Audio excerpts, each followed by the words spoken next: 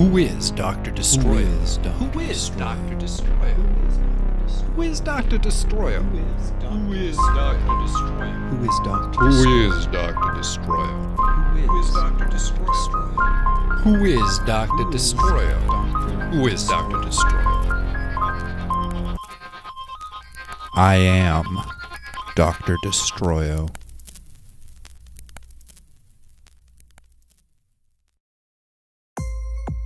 From the Death by Media Man podcast show, it's Dr. Destroyo. The story of the world's first true supervillain.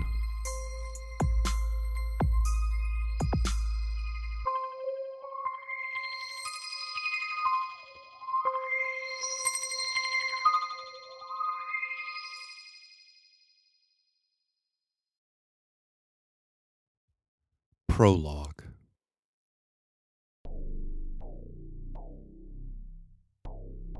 I am Dr. Destroyo. I was from the very start, I think.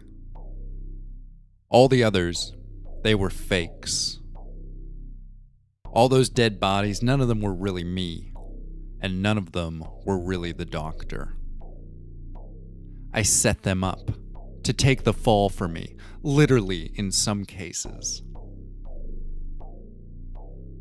Those men who died dressed as me, I killed them. They were never Dr. Destroyo. I am Dr. Destroyo. It started out as a joke. It started out as a funny conversation, as something stupid to talk about to pass the time between a couple of friends. It started out as a response to something we didn't understand, something we wanted to mock, something we could ridicule and tear down. It started with Tom, back when he was still alive.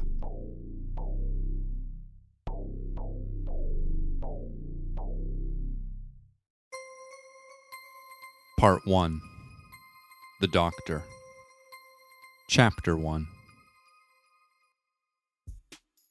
Tom and I were roommates, and had been for a couple of years. We were a couple of guys in our mid-20s who'd met while working in a coffee shop that we were both eventually fired from. I got done in for insubordination, talking back to the manager, who just happened to be the owner's son. And a week later, they took out Tom for coming in late. Well, for coming in late something like a dozen shifts in a row, but whatever. We stayed in touch and eventually wound up living together. You know how it is. You lose your place, somebody else loses a place, or you lose a roommate, or somebody else loses a roommate, and a few phone calls later, you and some buddy are splitting the rent on some dingy little basement suite in a house out at the ass end of the city. Tom and I shared a number of specific affinities for things like marijuana, televised stupidity, and not really doing a hell of a lot. Our apartment was a barren little hole, full of takeout containers, video games, and a scattering of sci-fi and conspiracy novels, both fiction and non. Our landlord was an old Polish guy who was the house's only other resident. So long as we slipped a rent check under the door by the 3rd of every month, we never saw any more of him than what could be made out through his front window. His huddled form on the couch, half asleep in front of a flickery TV every night from dusk until dawn. There was a kind of brutal simplicity to the old man's existence that I couldn't help but admire. But obviously it was also kind of sad. So there was me, and there was Tom. And we were just a couple of normal guys. We were just like anybody. Well, maybe not just exactly anybody. Maybe we were a bit more useless than that. Tom and I weren't really much for full-time jobs. As much as we could, we spent our days smoking weed and talking about crap we saw on the internet, or watching cartoons and playing video games. Every once in a while, from time to time, we'd drop a little LSD or maybe chew up some ecstasy, just for a laugh. But we rarely did anything social with our drugs. We were homebodies, shut-ins, dorks. We both tended to lose jobs as fast as we could get them, occasionally utilizing unemployment benefits when paychecks weren't available. What else can I tell you about myself? What else matters? Nothing really. That was the point. That was the point of me. I was the perfect anonymous being. I lived a sheltered little life. I had my little frivolities with which to occupy my time. And that was it. That was me. Like most people, I had parents somewhere out in the world.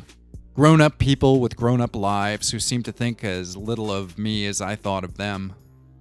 By the time I'd stopped asking them for money, they'd stopped asking for pretty much anything from me, and our relationship had settled into a nice groove of mutually assured animosity. Though even that sounds a little grimmer than it really was. As a family, I think we'd all just kinda forgotten about each other and moved on. So sure, I didn't do much, but let me ask you, how much money would it take for you to live out your dreams? $1 million? $1 billion? Would you need a rocket ship so you could fly up to the moon? Would you need a castle to live in once you were there? See, that's the thing. I could live out my dreams for nothing at all. Because I didn't have any dreams. Not real ones. I was more of the opinion of, if I can't grow up to be a superhuman, then what's the point of growing up at all?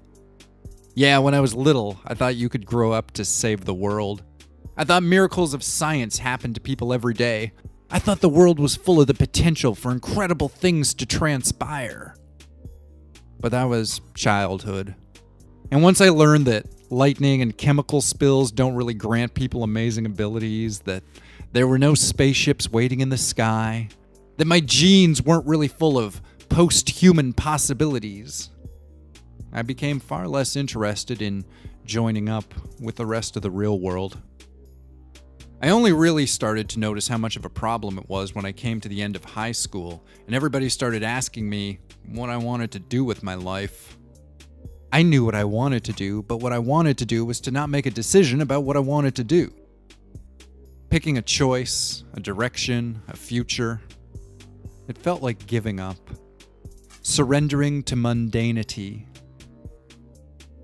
And besides, what was so wrong with my life that I had to go trying to improve it with a job or a career? Why wasn't I good enough already? Thoughts like that, combined with a growing affinity for marijuana that kicked in pretty hard at around the age of 18, had kept my life in a static haze. Then, before you know it, you're 25 and all your references suck. You've been fired from a bunch of jobs for being late, for having a bad attitude, and for more nebulous, obscure reasons nobody could ever quite put a finger on. You're looking back on coffee shops, internet cafes, grocery stores, a couple of months in a comic shop, a week to learn you'll never understand even the most rudimentary aspects of installing drywall, selling shoes, selling books, flipping burgers, washing dishes. And life goes on. You drift around. Sometimes you got friends, sometimes you're alone. Eventually you're spending all your time with your roommate because you're both too lazy to go out and you're both too broke to go out and neither one of you know anywhere to go anyway.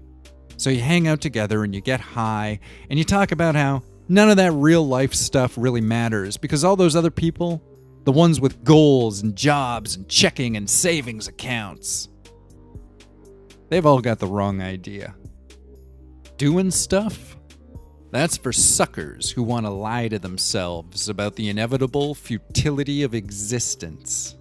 And crap like that. So that was life.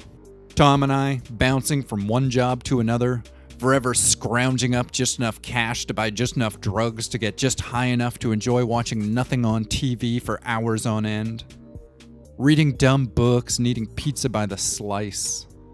Engaging in the ontological deconstruction of pop culture. Conversations that started with sentences like, "Oh yeah? Well, let me tell you what that show is really all about." Our world was a dark place full of wisdom and cynicism, full of dark jokes and unwashed laundry and paper plates stained with greasy takeout foods. What I really hate, I remember one of us saying, is when people tell you that you need to have goals. Fuck that bullshit. I've got better stuff to do with my time. Like nothing at all.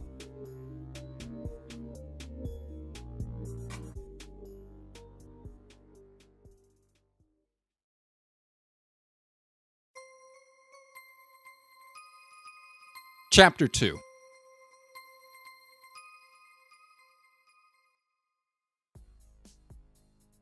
Tom and I were pretty useless, it was true. But we lived in the world, in the really real world, like you do. And here in the real world, not everybody is useless. Some people are actually quite helpful. Hell, they like being helpful. They like to feel like they've got something to contribute. Me, personally, I love the idea of helping.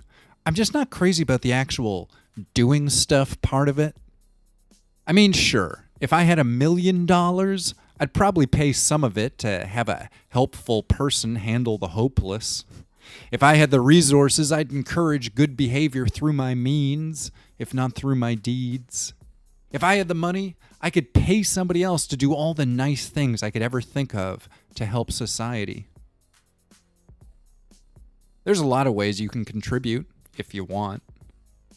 You can volunteer to wipe sad people's asses and noses, or teach blind dogs to lead deaf children across the street to buy milk.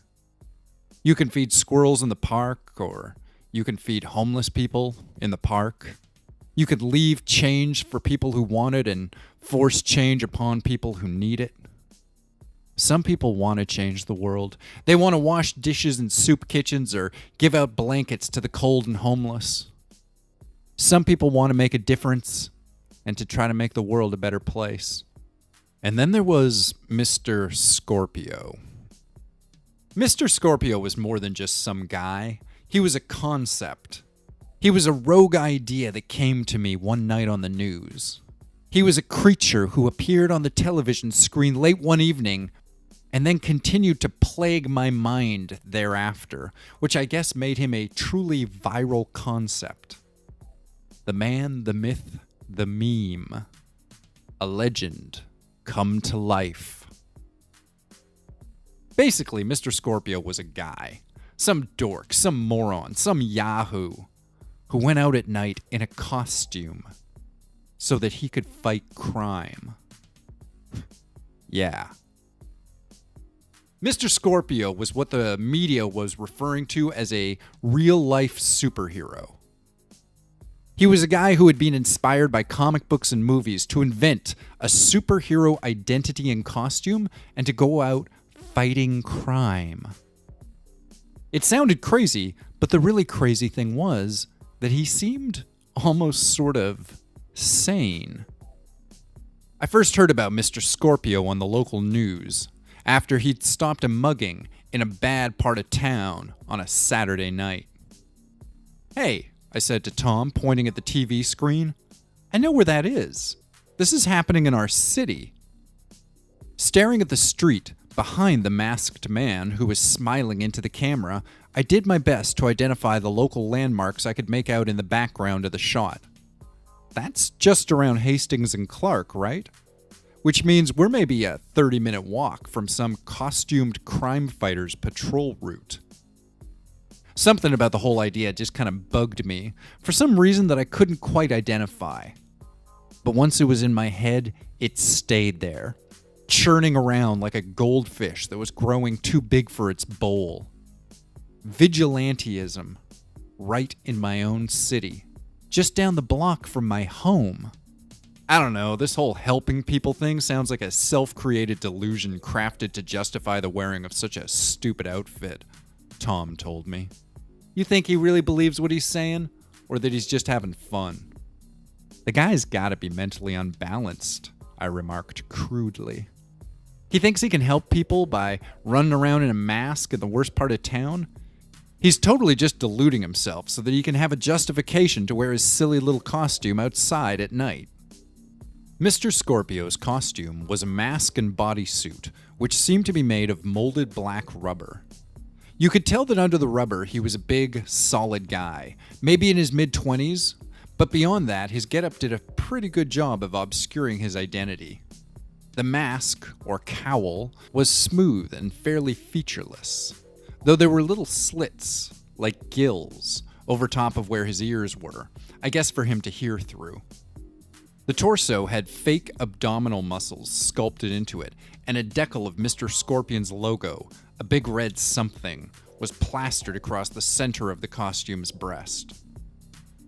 I don't even get his symbol, I complained. It's like a weird water stain. Maybe that's who he got the costume off of, Tom suggested. Maybe that uniform used to belong to the fabled defender of the defenseless, the Weird Water Stain. Are you suggesting that the Weird Water Stain could have retired? I clucked my tongue disapprovingly. For shame, Tom. The Weird Water Stain has always been this city's true hero, and we should pray that we'd never see the day where these streets go unprotected by his strange and steely gaze. The Weird Water Stain, local protector of the innocent. The Weird Water Stain and his sidekick, Blotchy, the boy blunder. The Weird Water Stain and his partner, the Obscurinator.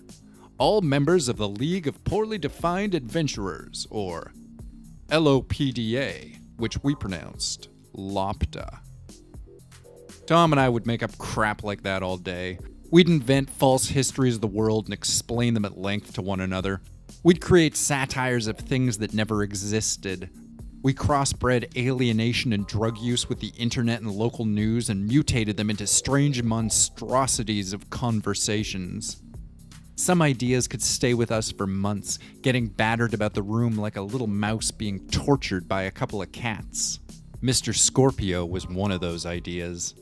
I kept coming up with variations of responses to the very concept of what he was.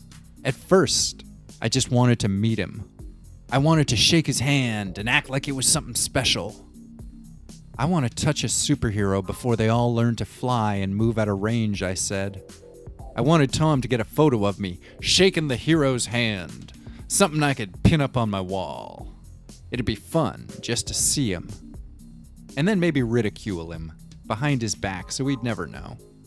But Tom got a hold of that idea and pushed it a little further. You wouldn't want to, make a big scene? Blame him for, I don't know, the Secret Crisis Wars or one of those kind of things. You could walk up to him and spit on his logo and then say something like, "My mother died in the 8th Infinite Secret Conflict while you and all your hero friends were out busting super criminals in the stars. Well, who was looking out for my mom, huh?" And then you'd throw your head back and cry, "Ooh," real long and sad. Well, I admitted, stroking the stubble of my chin with my index finger and thumb, the classic pose of the thoughtful villain. I do enjoy plans that involve me spitting on people whose morals are not the same as my own. Well, yeah, Tom agreed. Who doesn't?